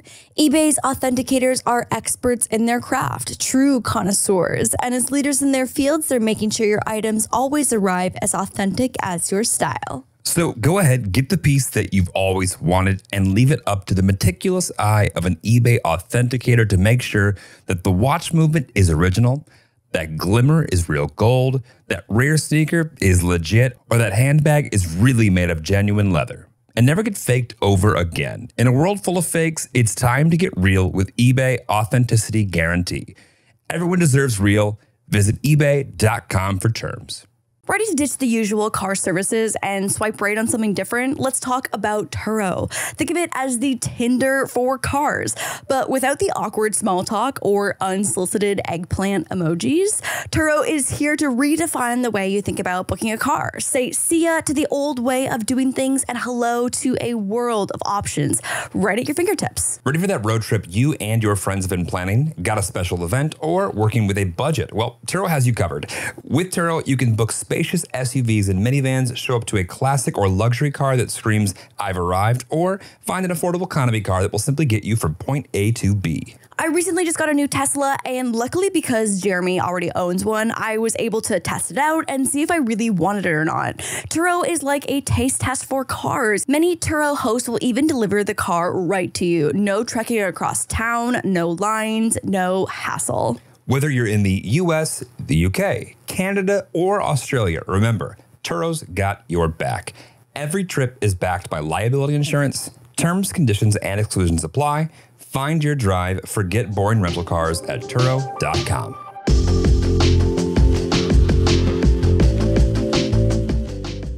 Okay, we have a little bit of a game. Ooh. We've got a golden era of Disney ranking game. Okay. And so this Golden is era, or AKA when you were on. Okay. Yeah. Which is synonymous. really, Right. I mean, it was the original yeah, era. Right. This is We synonymous. set the tone. Yeah. When did Disney Channel launch? I don't know. Disney Channel launched in Because for us, it's like it's always been 90s. there. The 90s? And then late 90s, it became a like standard cable package Right. thing. Oh, was it like terrestrial before? Like everyone got it? No. It It No, was definitely not. like Yeah. satellite, some kind of weird premium kind of thing, and it was like only like just Disney cartoons. Right. And then they started Right. making original content. Yeah. So Because they had Saturday like the mornings Jersey. to like. Do you remember the Jersey? No. Oh, No. yeah. Yes. That was a great Yes. show. Can we get a thumbnail for that? Yeah. One of my favorites is my favorite Disney Channel original movie is Motocrossed. Okay. Oh, you. Okay. Oh my God. I have in my possession the motocross armor that she wears in the movie. I have it. Why? I don't know. I feel like we need to put it in like a glass case or something. It's just in, like it's in the closet in like the guest bedroom of my place. Yeah. Oh my! I can't believe I've never put it on before. I completely forgot that you have that. Like one day when you've got like the house with the movie theater, Yeah, you're yeah. gonna put that in like the Yeah. glass case. It has to Probably be in not. glass. But even just like Probably ironically, Iconic! My favorite Disney Channel original, Motocross. someone was like, "Where the fuck is this?" Did you ever steal anything from set from Lizzie McGuire? Didn't we just hear him? He stole from somebody else's set. I have everything from the show. I literally, you name it, I have it from the show. Everything. My parents have so much shit in their attic from the show. We don't know what to do with it all. Oh my God! This feels like you should auction this off. Yeah. I could do it for charity. Right? Yeah. But like, who's gonna want to? I think here's the problem. I think you'd be You ask shocked. that question, Yeah. you're gonna find out some answers. Yeah. But like, what would be a cause worthy enough? The Bull My bank Terrier account? The Bull Association of America. Yeah. Rainy day fund. But name it and I have it. Did you ever watch that episode where like she has the jeans from the Style Shack where like it's like the jeans that she needs to wear Yes. for the best dressed whatever? Fucking, of course I watched that episode. I have those jeans. At a certain is point, it gets weird. insane. Yeah, Why I know, do you I know. have all these things? I don't know. I've got a little- lot of my little own klepto. wardrobe. I've got a lot of Lizzie's wardrobe for some reason. Okay. I have all the stuff like that was just scattered around like the McGuire house. You're just I walking have around it. just like, Yeah. Yeah. from You just Pretty much. decorated your No, own home what- with like what- random pieces of decor. Legitimately, what happened though is at the very end of the show, our prop department and set dressing department was like, okay, anybody who wants to buy this stuff, you can. And so like we had like our own silent auction and They like made you buy it? yeah, I know. That's the But most it was- like, that is literally like, and no matter what organization you're in, that Yeah. happens. You know what I mean? so Yeah. right. Like, it doesn't Yeah. matter if like Disney stock price is billions. Yeah. Like that's $3.16. Yep. That's this. Yeah. Yep. So like me and my parents, we just went through and just bought everything. Let's fucking run it. Yeah. So we have everything. That's amazing. You're like that salt and pepper shaker, Yep. that tablecloth. Yeah, we had the Matt McGuire's chandelier. shoes. Okay, but like that's cool. Yeah, at a certain point in time, it's just like a sickness. And, Yeah, and no, I maybe know. you guys should talk to And Sam it's about called that. called being a clan. Yeah. One more question before the game. As far as things that you would take with you, Mm-hmm. what are the rules around royalties as a kid? Oh, interesting. It's the same as with anything else. So it was a SAG show. So I still get residuals from the show. Also, I feel like we really just like breezed over SAG. So that's the Screen Actors Guild, which technically it's SAG-AFTRA. SAG, Screen Actors Guild. AFTRA is American Film Television Radio Association. Yeah. And that's the last time you'll actually need to know that? Yeah. The SAG, great residuals. This was in the times where it was the two different things going on. SAG, great residuals. Double dipping. AFTRA, no residuals. Nothing. So Wow, so my friends that were on Nickelodeon. Those are all the Nickelodeon It was kids. all AFTRA. Yeah, I was going to say Nickelodeon So why kids. don't they, is that why? So yeah, that's exactly why. Josh Peck is crying. And then they moved, but Disney moved to AFTRA. So I did another show with Disney. It was Corey in the House. Oh, yeah, Corey in the House. And that was AFTRA at that time. Wow. And it was, I've never seen a single like residual from that. No way. But I'm still getting residuals from Lizzie. Yeah, I was going to say. Yeah. But It's between you me. It's me and Disney, Remy and watching. You and Tyler, yeah, right. Yeah. And you and your and Tyler Remy. Perry residuals. This is great. Oh, yeah. I was in Boo 2, Medea Halloween. Wow. Yeah. Listen, we don't have time for all Had your one line. accomplishments. Let's play the I know. game. Okay, here we Okay. go. All right, here we go. Jeremy, I can't read any of Got this you. text. So if you want to go through our categories here. What's the name of this game? No name? Golden Era Disney Channel tier ranking game with just Lizzie rolls off the McGuire. tongue. Man, I mean, let's throw an acronym on that thing. Okay, so we're going to go through and guess the what? There's no guessing. We're sorting and talking shit. Yeah. Or praising. Yeah, So, yeah. okay, the categories, the ranking categories we Yes. have are Yes. someone with better eyeballs. Go ahead. Year 3000 time squint. capsule, binge-worthy, a classic, but wouldn't rewatch, and change the channel. Oof. Got it. Okay. And so our first up is, and I can't actually read that. Even Stevens. Oh, even Stevens? Oh, Year even 3000. Stevens. Year 3000. Year 3000. Hits. Really? Yeah. Oh, you're about to. Change the channel. So here's the thing. That was our rival show. We filmed those shows at the same time, and our crews had softball games against each other. We shared so directors sometimes, and wholesome. we gave our directors so much shit. It was like, where have you been? And it's what like, have you been doing? We're your You favorite, smell right? We're your favorite, Like right? wow. Yeah. So, okay, and this is the thing that like, I don't even, so when productions are going on like that, like physically close to each other, Yes. is it like a strategic thing that the network wants the same type of like production company, or is it a cost thing? It's totally different production companies. Right, It's but just the that's like- directors. The directors also, they'll cycle through all the directors on all those shows. Right. Because they're like network approved again. Right. Yeah. So, but totally different stages, different, not even the same lot. We were on Got it. Rinmar Studios. I don't even know where they were, but they were some other part of LA. But Disney usually for their TV shows doesn't have a centralized location for they film stuff. Because they filmed, I think, a lot of their other shows on LA Center Studios. Not anymore. Yeah. I feel like a lot of my guy friends growing up loved Even Stevens. I feel like it was a very gender neutral show. Yeah. It's a good show. It's a good show.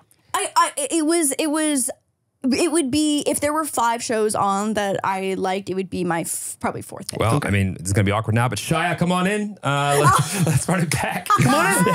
No? Okay, but we only have one title, so we have to decide as a group. There's no. His answer Oh, is what it takes. Okay, go. Change the channel. Okay, Change the channel. change the channel. I would change the channel, to be Listen, honest. the comments And I'm watching below a rival. can judge Come at me. how they Come at me. Did you watch the reboot? They made a reboot? Of Even Stevens? Even Stevens? Oh no, what am I thinking? I'm thinking of what's the show with Topanga? Boy Girl Meets World. Girl Meets World. I'm thinking of Boy I Meets did. World. I watched a little bit. I watched Yeah, a okay. little bit. I'm Yeah. totally Well, Ben getting Savage those. has my vote. Yeah. Yeah. Is he Okay. running for something? Is he? I have no idea. Yeah, You lost we'll get me. back to that. Okay, I don't know what this thumbnail Fill up is. the future. That is Phil the Future. Phil the Future? That is binge worthy. If there was a category below Change the Channel, that's where I put Oh, I didn't watch Phil the Future. that. Literally don't even know who Phil or the Future is. Raviv Ullman. He's fantastic. Yeah? Yes. What's he doing Yes. now? Was that a name? Raviv? Yeah. Oh, Yeah. I was was his- like, Ricky Ullman was his stage name. Ricky I Ullman. was going to say that. There's That no sounds- world where Disney goes, Raviv. Raviv. Yeah, No, I know. you're in. I know. No. He was Ricky Ullman back in the day. Although Shia LaBeouf, they let that thing go through? Yeah. Wow. Yeah. And today that would have been Shy something. Yes. Okay, got it. But you're in charge. So same exact writers from Lizzie. No way. Yeah. We're Phil the future. Yes. But this is the problem. Everyone who's not that person is like, can I get a job? Yeah. You're right. Everyone's Like, like, seriously, I wrote come on. 19 Come on. kids shows today. Yeah. He was also in Smart House. Oh, yeah. I You love Smart watched House. that? Yeah, love Smart House. He The original IoT. Okay. Yeah, exactly. Okay. Internet of Things. You did it. Yes. Thank you. Can we get that so cookie? much. The confetti. The confetti. Thank you. No so confetti much. bunches? Thank Okay. you. Thank you. All Thank right. you. We'll CGI it in there. But Phil the Future was a fantastic show. And it was also had what's their last name? Because I just know them as Ali and AJ. I only know them as Allie and AJ too, so that's fine. Okay. She's in it as well. But I had some drama with their managers, so I'm good on that. T. okay. T. But great show. Great show. Taken away too soon. I'm not sure that I've seen a minute of that. Okay. Yeah. Yeah, no, Yeah. I agree. Okay, But below next. it, I don't even need to see the name Me because too. I it's saw Kim the hair. Possible. It's Kim Possible. Yeah. Okay. Beep, Jake? beep, beep, beep. I'll give it a binge worthy. That's a good show. Oh, thank God. Yeah. Thank So here's the God. thing. As an actor, Yeah.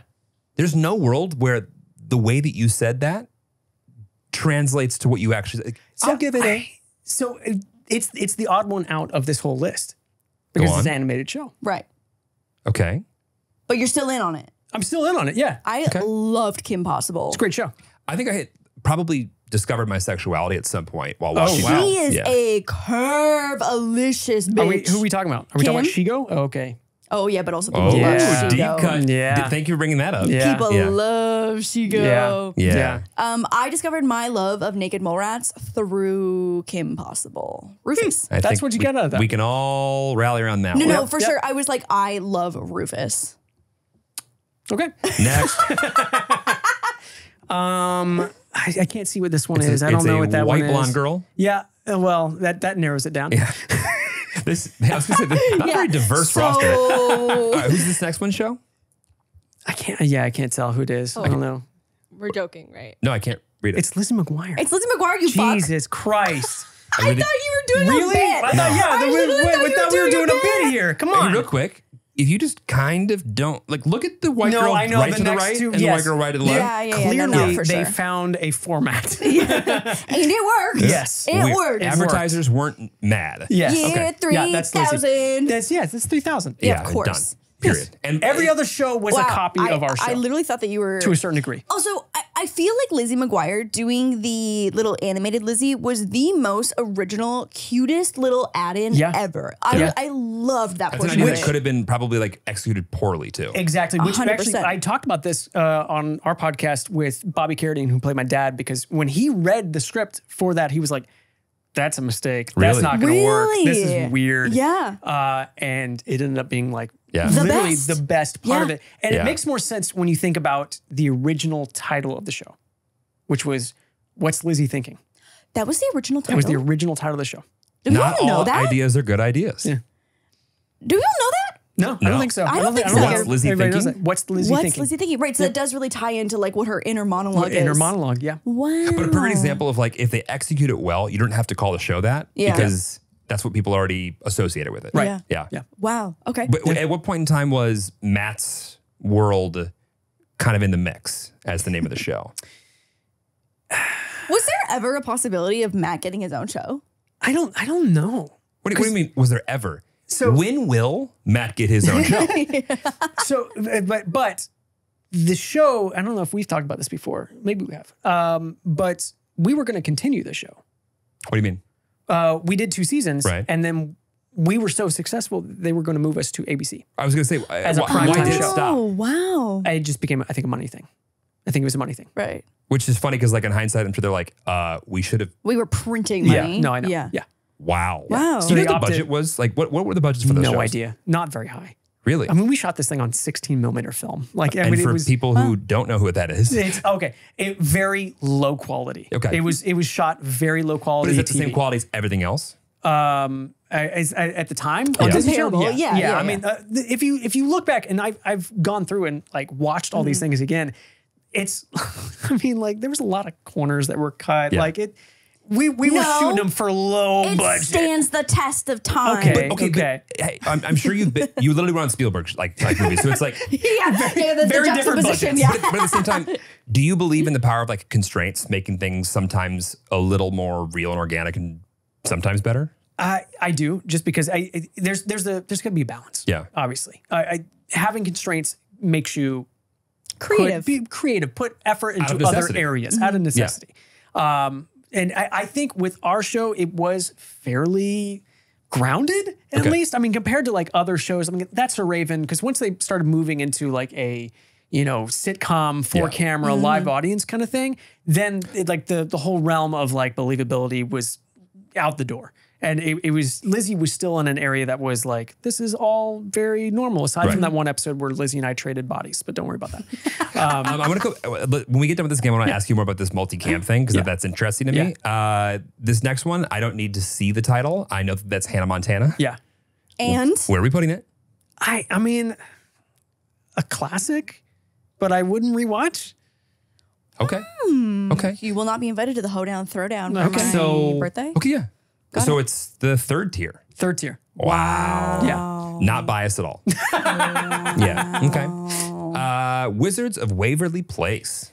I never watched this show. I also never watched Wizards of Waverly Place. Never watched it. But Selena was going to be in Lizzie McGuire. No way. As who? As Miranda's sister.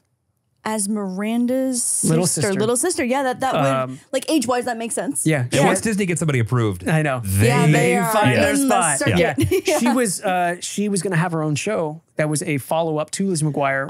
When they couldn't do the primetime thing, they were like, all right, we'll make a show called Stevie Sanchez starring Selena Gomez and Miranda, and they shot a pilot. No way. I would love to see that pilot. I was going to say, and speaking of, like, I wonder how much is Vault content out there. Oh my God. Yeah. But I need someone to leak that Vault content immediately. For real. We'll work on that. That's good. Yeah, okay, so Wizards is... Wizards, I mean, I never watched it, so I was like... I think it has to be changed the channel because we never watched it. We literally did change the channel. You guys are going to get torn apart in the So, I mean, look, you cannot speak on I love them both. like this. I love them both. I love Selena. I love That other guy. Were there good people on David both Henry. sides? Like, David what- Henry. They're awesome people. They're great people. I did. Their work just sucks? Is that what you're saying? I just never watched the show because I was on Corey in the House at the same time that show was on, but I didn't watch Disney Channel at that time. I was like 16, 15, and I was kind of like growing out of it. Did you make an executive decision to put that? Listen, Cheryl, I think you get one veto card. You get one veto card. Yeah, that's fine. Fine. Okay, That's So Raven. That's So Raven. Fantastic show. Amazing show. Fantastic show. It was So their good. first Disney Channel show that was like, we're going to do over 100 episodes. Wow. Actually, speaking of, do you know how long things are going to go? Like, how long do you sign up for as a kid? So here's the thing too. Back in the day, Back in my day, they followed this principle, which I think was called like the MTV principle or whatever with TV shows, which was you shot as many episodes as quickly as possible with kids, and then you move on to the next show. Oh. You don't continue. You move on. You move on. Because that's the opposite. I know, the opposite of today. But that makes sense as the MTV also, model. Like, ridiculous. This is like episode 2,469. Yeah, but MTV was able, like, Real World had 97 seasons. Yeah. Totally. Yeah. And 14 spinoffs. Just go. So their whole thing was like, kids are going to get tired of these people. They're going to look different, season 5 or whatever. So, and kids will get confused. Move on to the next show. So, and then That's So Raven was like, I think the first one, I think also because the production was so contained because it was on a stage that was, it was a 4-camera, live audience. Everything was just live set. Audience. Yeah. That was, I think, one of their first like live audience shows. I thought that was just a laugh track. No, that was a live audience. Same thing with Corey in the House. I had no idea. Now there's laugh tracks. Yeah, now there's laugh tracks because I shadowed for directing on Bizarre-Vark and during Jake Paul time. No, after the last season. Olivia Rodrigo time. Exactly. Oh. And she was so nice. But walking around the stage, I was like, "There's no. What day do you guys do your live audience?" They're like, "Oh no, we film every day." I was like, "This is weird. I'm not used to this." They don't have a laugh track in. They have a laugh track. No, not in studio. But in the edit. What's weird though is that all of the crew, so like everybody who's like all the director and the producers and everybody, they will purposefully do really big, obnoxious laughs behind the camera to help the timing of everything. Yeah. It's so creepy because you've just got like 5 people laughing. Like, only give it to me if it's real. Right. Seriously. But that makes sense though, because if like you need to know how much air to give a line, if there's gonna be an audience hypothetical laughter, I guess that makes sense. Yeah. I mean, or the person who's just really pompous and like, I'll give this time because the way I delivered that is gonna need a few seconds. It's gonna, that one really hit. Can I just say that when I did Corey in the House, and that was live audience for camera, I was not super into it. Really? Because I had not done live audience. I'd done a couple live audience stuff before, Right. but I was being in front of a crowd of people, not usually my thing. Wow. See, that's the only way I think I could do it. Really? Yeah. Some people just thrive off of it. So like Kyle Massey, he was Raven's little brother. Because Corey, right? Yeah, he was Corey. He was like, that was his fuel. Yeah. Right. And that's just not me. But like the difference between like a performer and an actor, I would for sure. Yeah. Like to me, having to deliver that into a room that I can hear the reverb of my own voice and then like do it again, and you can do it as many times as you want, stresses me out. But it's like you got one shot and you could do it again, but everyone's gonna be pissed at you for fucking it up. So get it right. Like that makes more sense to me. Yeah. So weird. I don't know.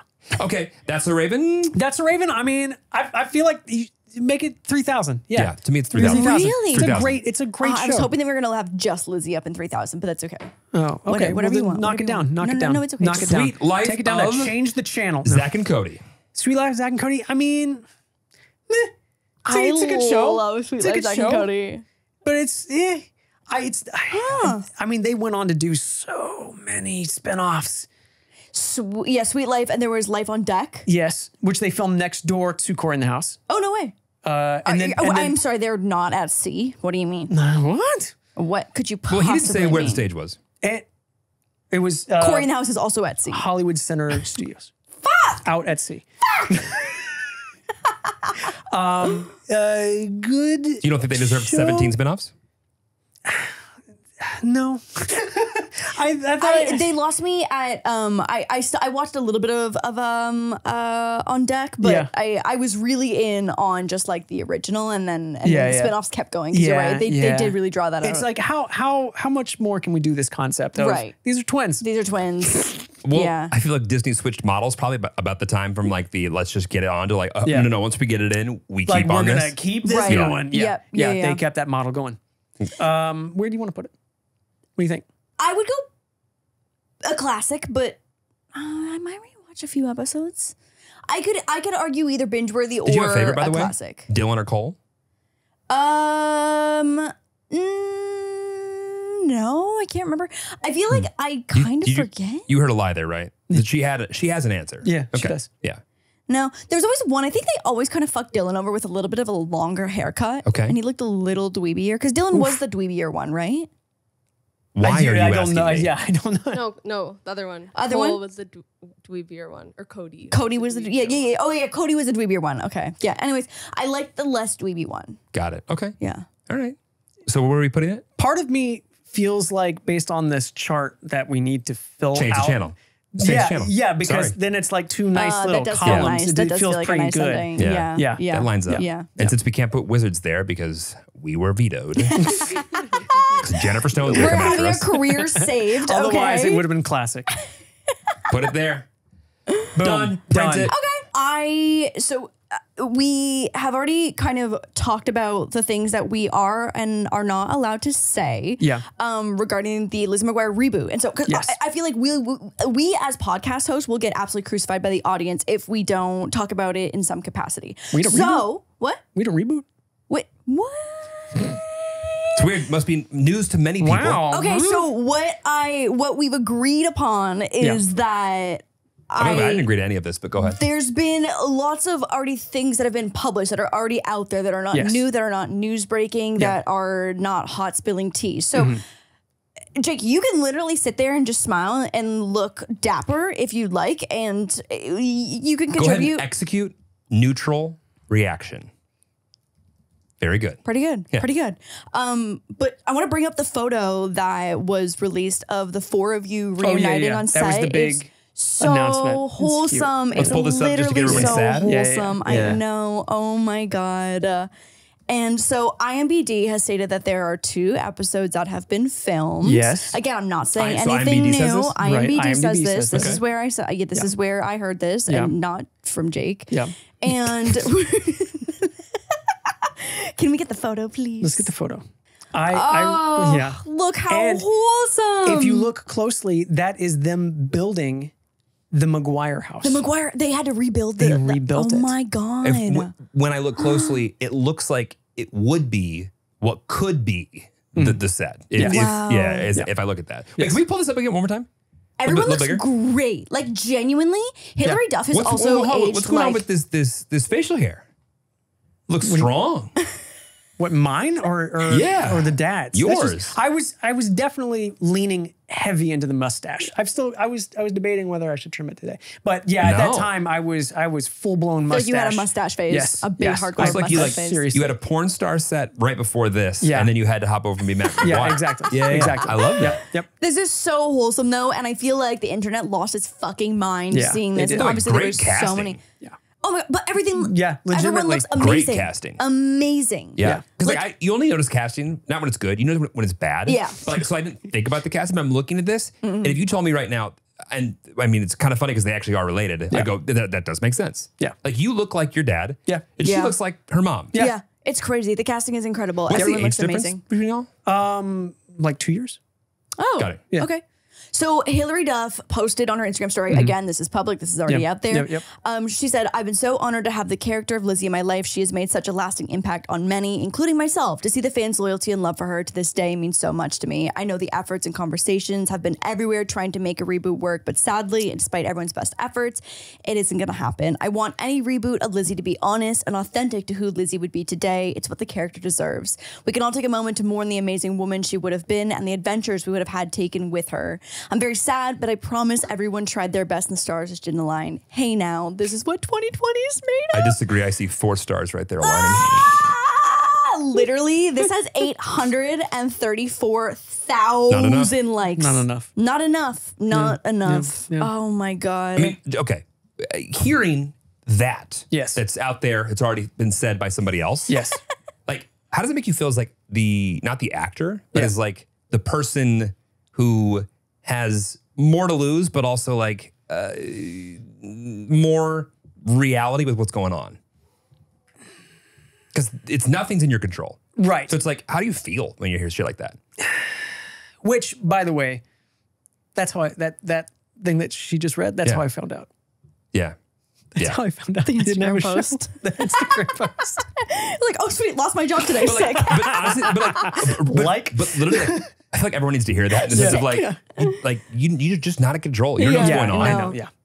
I mean, my response has always been like, that's Hollywood. Yeah. Yeah, that's such a good way to say it. Legitimately. I mean, if you knew how many shows just didn't see the light of day, Yeah. that It's would have been crazy. insanely good shows. It would break your heart. Yeah. But I mean, in the last couple of where it years, specifically with like HBO and Discovery, there are shows that were shot, ready to go. Yeah. Like people had paid probably so much of their time and money to try and amplify to get to the next stage of their career. Gone. Just absolutely gone. Like, Poof. I would rather it be a write-off than let your show that's already filmed and gut-wrenching. edited. Yeah. God, we really should have a streaming service where things like this go. Yeah, All the canceled, legitimately. yeah, the And canceled shows. it's only paid, no ads. Like if you want to go watch it, you can go pay it and you can watch it. But But it's expensive. I would pay a lot. I would pay so much. Oh my God. But I would be very interested to see, like, for like diehard fans, like, hey, this is the only thing that's new since then, and it's not even finished. But like, I don't know. Yeah, I So agree. this is on the Hollywood Reporter. Hillary Duff did a massive article and I think like a big piece with, I think it was women's health. But this is with the Hollywood Reporter. So she had to be 30 years old doing 30-year-old things, Duff told the magazine. She didn't need to be doing bong rips and having one night stands all the time, but it had to be authentic. And I think they got spooked.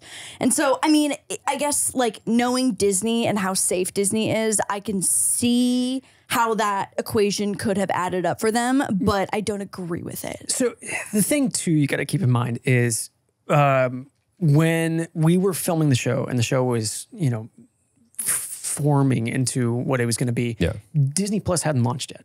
Right. This was pre-launch. Yeah. So they didn't even know where they were going to go direction-wise with this. So I think there was an intent of, I think it was also it was Bob Iger that was like, this needs to be Disney. This needs to be Disney wholesome kind of thing because it is a Disney through and through product. Right. And there was talk of like, just move it to Hulu. And Iger was like, it's a Disney thing. Right. It is a Disney product. You can't take that away from what it is. But it definitely could have had a place on Disney Plus. If you were to say that now, 100%. If the show was being made right now, no problem. Right. Yes. Yeah, that makes a lot of sense. Yep. It is I blame Bob Chapek. The other Bob. Yeah. It's Bob's fault, I think it's also just so telling on how great the show was and also would have been because so many of the original cast members signed on. Right. You know what I mean? Like, I think that's just so telling of like how amazing. But in hindsight 2020, of course, but like, wouldn't it be better to not do something that doesn't end up the way it should to actually make a piece of work out there that like you're proud of? Because like you speak of this time that was years ago and was kind of thrown together and was wildly successful and people have this nostalgia and like it's all good and positive and that could change. That's the nostalgia risk. Yeah. And it's the thing where should we even bother revisiting this thing? It's the whole thing like Star Wars. Why are we making the Phantom Menace? Where are we going to ruin something or are we going to make it better? Right. Is there a world where, so had this all been executed and launched, like this would have been obviously so insanely huge. And with social media now, I feel like that would be new for you to navigate. Oh yeah. True. I mean, it was like, all right, buckle up. This is gonna be kind of crazy. Yeah. I didn't even think about like the impact afterwards of now it being in 2023. Yeah. That would have been wild. What do you think the biggest shift would be difference wise for Matt McGuire in 2023 versus 2007 or whatever it was? 2002? 2002, whatever. Like, what do you think would have been the biggest difference? In what terms? How you have to, it's not like just go to set, you play the part, and then you get to go move on. Just it's like, as me as an actor and everything. Yeah. Oh, people can share their opinions now. You know more than anybody. It's like, there's no like turning off the work. It's like the work continues online. But I was thinking like, because the role is so iconic, you know, people that like, you just, every time you see that person, it's that person. Like, I got you. Even though you're associated with that version of yourself, you're a kid. And so this is actually kind of interesting because during the time of like negotiations, everything for me to sign on to the project, I'd always kind of struggled with the whole thing of like, okay, I am an actor.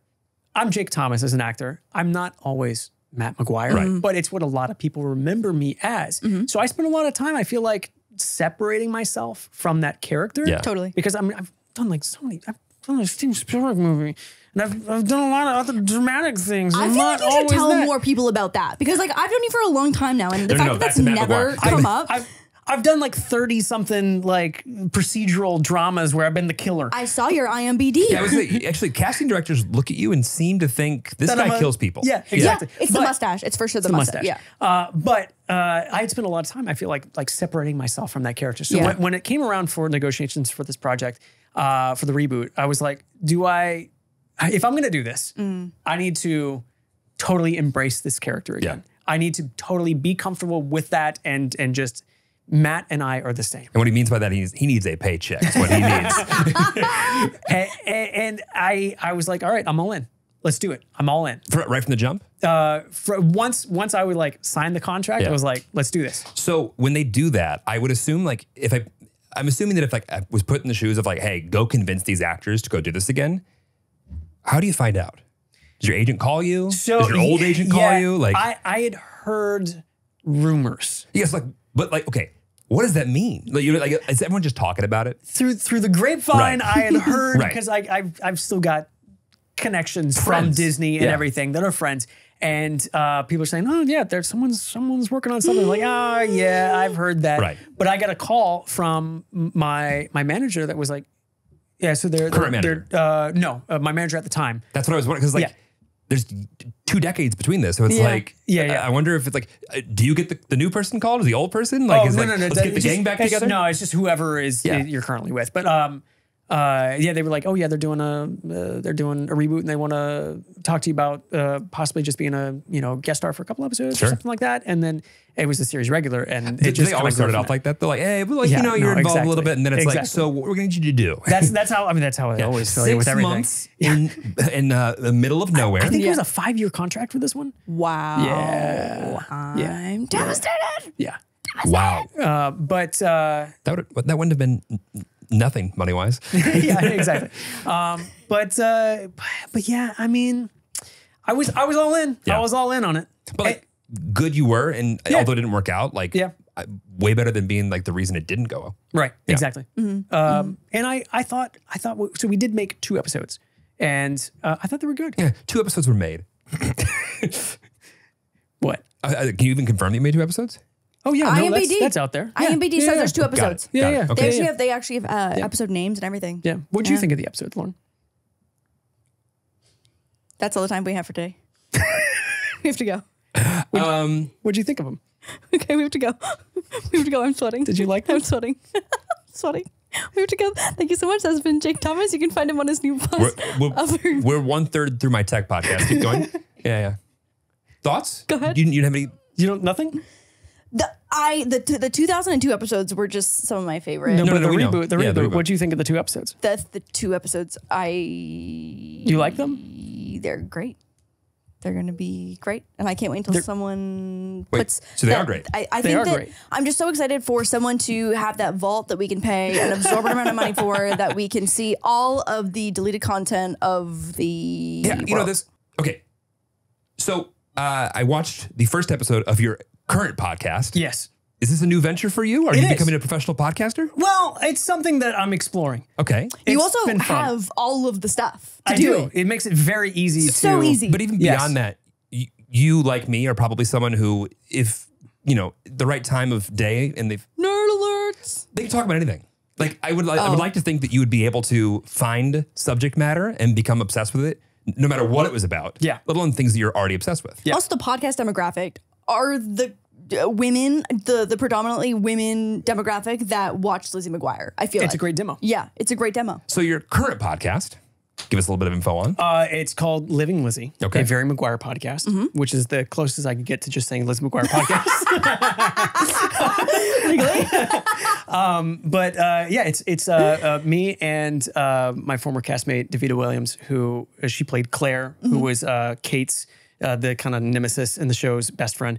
And we've just been taking it episode by episode, just kind of talking about stuff. And Hearing you guys banter about what you do and don't remember is hilarious to me. Anyways, are you good? I'm good. Was that your transition? What? Was that Yeah, your transition? yeah. Well, since you're new to social media, not really, but since you are not as, you don't have the following on social media that equates to how big some of the shows you've been in, where would you like people to go to find you? Where do we push people these days? Because I'm not a social media person. No, we push people to Instagram. No, we don't push people anywhere. Where are you? I'm on YouTube, Jake Thomas. Done. Yeah.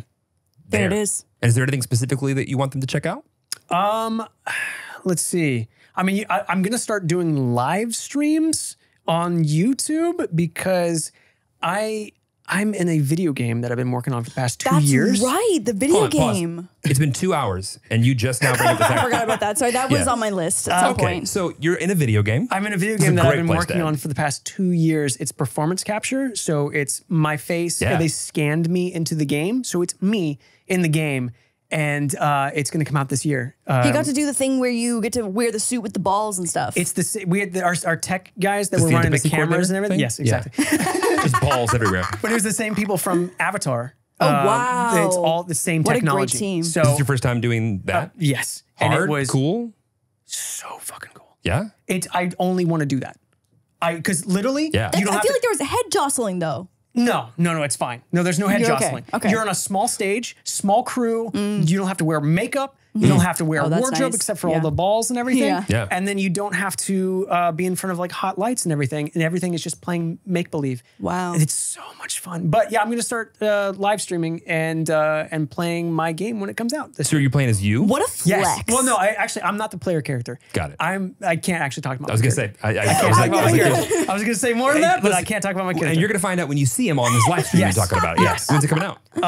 It's vaguely this year. Okay, so soon. 2023. Yes. Soon. Great. Yeah. Amazing. Yeah, Okay. this is our first video game launch on this podcast. Wow. Love that for us. I can tell you what it's called. Okay. It's called Everywhere/Mind's Eye. Everywhere/Mind's Eye. Yeah. On what console? Everything. It's a AAA title. Wow. PC first and then consoles. Yeah, I lost me on the PC game Oh, thing. yeah, but yeah. it's tough. Mac boy. Yeah. Listen, Matt, it's been great. We've had oodles of fun with you. I think he's got you beat. Thank you for coming and hanging out with us. Thanks for having If me. you don't mind just saying hi to Latvia. Oh, hi Latvia. That's all for us this week. We'll see you next week. Bye.